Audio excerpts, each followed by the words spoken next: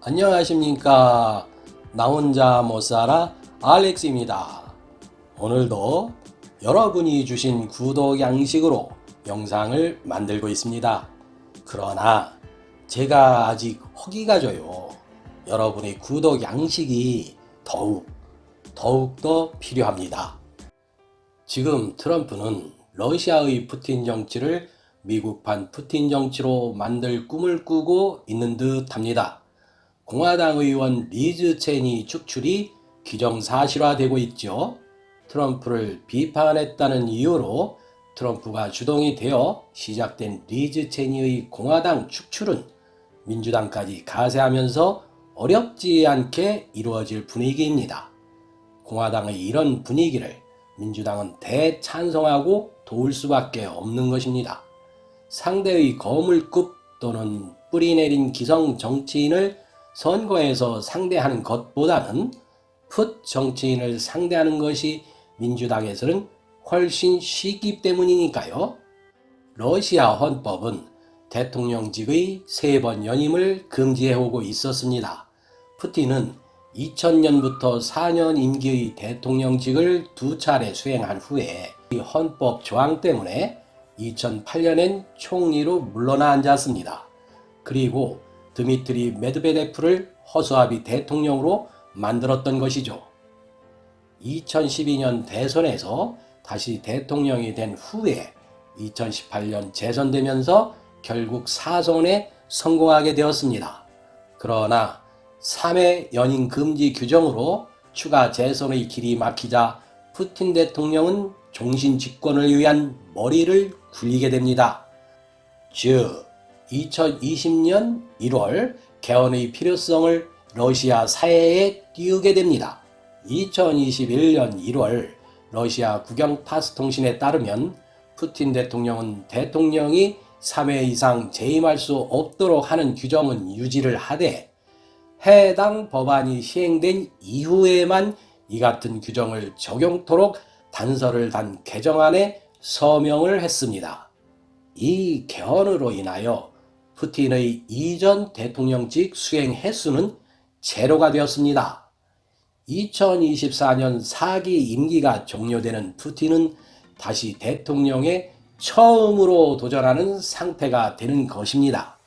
당선된다면 84세가 되는 2036년까지 6년 임기의 대통령직을 2차례나 더 할 수 있게 되는 것입니다.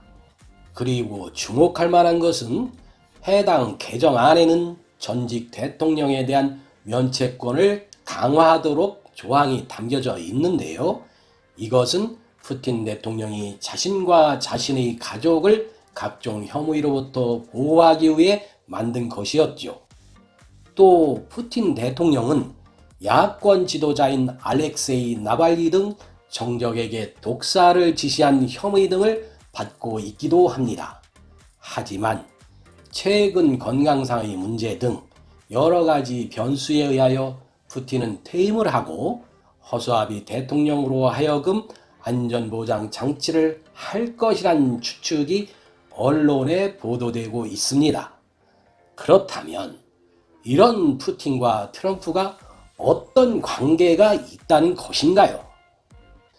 트럼프 전 대통령은 부정선거를 주장하며 지금까지 약 2억 5천만 달러를 정치 후원금으로 모금했습니다.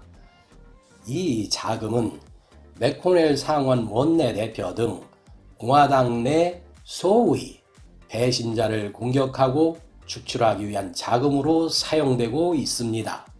뉴욕 타임즈는 트럼프 전 대통령이 자신의 탄핵안에 찬성 투표를 한 공화당 의원들을 우선적으로 복수 대상으로 선정할 것으로 예측했는데요. 트럼프는 이 예측이 딱 들어맞도록 지금 실행 중에 있죠. 그런데 이런 트럼프식 또는 미국형 러시아 푸틴 정치는 절대로 성공하기 어려울 겁니다. 공화당 내 서열 상위인 리즈 체니를 비롯한 트럼프 반대파 공화당 의원들을 내치는 것은 나를 가장 잘 알고 있고 공화당을 잘 알고 있는 막강 화력을 가진 동료 의원을 적으로 만드는 것이나 똑같습니다. 또 엄청난 파워로 폭발하면서 트럼프를 파경에 이르게 할 수 있는 요인이라면 트럼프를 겨누고 있는 검찰의 칼끝이라고 할 수 있습니다. 뉴욕 맨하탄 지검은 트럼프가 퇴임하자마자 탈세, 금융범죄 혐의에 대한 본격적인 수사에 들어간 상태입니다. 익명을 요구한 한 공화당 의원은 차라리 트럼프 전 대통령에 대한 탈세 수사를 진행 중인 뉴욕 맨하탄 검찰이 그의 재선을 막아주길 바라고 있다고도 말하기도 했습니다. 하지만 가장 중요한 것은 2016년과 2020년 대선에서의 득표수가 공화당 대통령 후보가 민주당 대통령 후보에게 2배 이상의 표로 뒤졌다는 민심입니다. 이 득표 차이의 결과가 단순하다고만은 볼 수가 없는 거죠. 2020년 대선에서 민주당이 공화당에게 앞선 700만 표, 이 700만 명의 민심을 공화당이 뭉개버린다면 정말로 민주당이 장기 집권으로 가는 길을 흔들림 없는 매우 퀄리티 좋은 포장도로로 만들어주는 격이 되는 겁니다. 또 수치만이 아니라 현재 바이든과 민주당이 펼치고 있는 정책들 모두가 2024년 대선 승리를 겨냥한 것이나 다름없는 정책들입니다. 민주당이 확실하고 든든한 지지층을 확보하기 위한 정책 일색이라는 것이죠. 그런데 이런 것을 미국 국회의원 공화당 의원들이 전응아가 아닌 이상 모를 리가 있나요? 하지만 이렇다 할 반대를 하지 않고 있습니다. 이것은 2024년 대선에서 공화당의 정권 탈환과 트럼프의 대선 재도전이 실패할 것이라고 판단하고 있기 때문이라고 봐야 하는 것이죠. 그리고 공화당 의원들도 내심 지난 1월 6일 발생한 미국 의사당 난입 사태를 기점으로 트럼프 전 대통령으로 대변되는 극단 세력과 결별이 필요하다고 판단하고 있는 것입니다. 문제는 고양이 목에 방울을 달 만한 배짱이 있는 공화당 인물이 없다는 것입니다. 이런 분위기는 두 가지 이유가 있다고 볼 수 있는데요. 한 가지는 맥코넬처럼 자신에게 등을 돌리는 조짐이 보이면 강하게 응징하는 트럼프 전 대통령과 맞설 만한 지역구의 기반이 튼튼하지 못한 것이죠. 그리고 이 부분은 제가 한번 유추를 한 건데요. 트럼프와 공화당 의원들, 즉 트럼프의 졸개 역할을 충실히 하는 공화당 의원들과의 관계가 구리다는 거지요. 부동산과 미국에서 최고급 리조트를 운영하는 트럼프입니다. 그런데도 소득세를 10년 동안 한 푼도 내지 않았습니다. 대통령에 도전하면서도 소득세로 각각 $1,500씩 두 번만 낼 정도로 장사 수완이 매우 뛰어난 트럼프입니다. 그리고 대통령 재임 기간 동안 자기 사업체 골프장에 가서 국민 세금으로 골프를 친 사람이 트럼프입니다.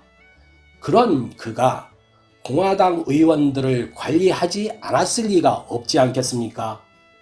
트럼프 지지자들은 저를 미친놈이라고 비판하겠지만 트럼프를 따르는 공화당 의원들과 적어도 줄리아니처럼 트럼프를 위해서 나대는 공화당 의원들과 트럼프 사이에 정치와는 관여되어서는 안 되는 뭔가 개인적인 채무 아닌 채무 관계가 있다고 추측합니다. 말하자면 트럼프 사업체의 골프장, 호텔, 리조트를 이용하는 데 있어서 공화당 의원들에게 특혜를 주고 받았을 것이란 구린 냄새를 그냥 지나칠 수가 없다는 것이죠. 세상살이는 상식선을 벗어나는 것이 한 가지도 없다고 생각합니다. 있다면 단지 그 사람이 처한 사회적 위치에 따른 그 범위의 넓이만 다를 뿐입니다. 저는 오늘날 미국의 트럼프 정치판을 보면서 20, 30년 전 한국의 김대중 졸개들 정치판 수준을 미국의 정치판에서 보는 것 같아서 기분이 더럽게 찝찝합니다. 아무튼 트럼프가 공화당 분열이나 다름없는 막강한 파워가 있는 의원 리즈 체니 축출로 인한 막강 파워를 가진 적을 만들면서 미국형 푸틴 독재 정치를 꿈꾸면서 2024년 대선 계획을 진행하고 있지만 여기는 러시아가 아니고 미국인 것입니다. 사회주의 공산주의가 아니라 민주주의 국가다 이 말입니다. 또 트럼프와 그의 가족의 탈세와 회사의 부정대출 관련 조사, 헌터 바이든의 우크라이나 게이트에 대한 음모 여부, 대통령 힘을 이용한 개인사업체 수익 형성 등 수많은 난제는 트럼프 생각대로 미국 국민과 정치는 호락호락하지 않을 것입니다. 자, 오늘의 영상이 여러분들에게 조금이나마 도움이 되었기를 바라는 마음입니다. 잊지 마시고 구독, 좋아요, 알림 설정으로 저의 허기진 배를 달래주십사 부탁 올립니다. 영광적인 양식과 응원이 됩니다. 건강하십시오. 감사합니다.